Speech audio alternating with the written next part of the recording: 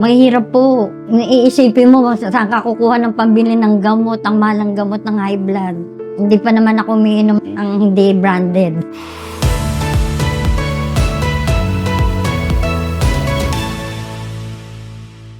Nagsimula pa ako nung 2019 ng high blood. Pakiramdam ko nahihilo ko. Tsaka pag nag-BP ko, 180 over 100. Sabi ko sa mga anak ko, magpatitingin na ako sa doktor. Ay, sabi nila, sige, patitignan ka namin sa doktor. Dinala ko yun, binigyan ako ng maintenance.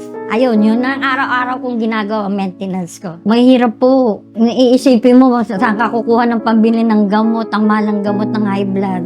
Hindi pa naman ako umiinom ng hindi branded. Okay na.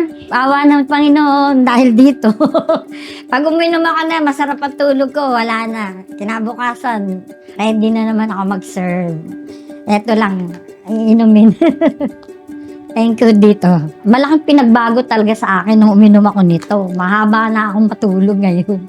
Dati, nagigising ako alas 4. Ngayon, minsan 7 na. Sabi ng anak ko, alas 7 na, tulog pa si mama. Ito, nagustuhan ko ito dahil walang masyadong asukal. Tsaka hindi nagpapalpitate ang ano mo dito. Hindi kagaya ng mga ibang kape. Pag uminom ka na, lakas ng tibok ng puso mo. Dito wala akong nararamdaman. Nire-recommenda ko ito sa lahat ng kasaedad ko na ito na inumin. Mahusay, magaling, wala kayong nararamdaman.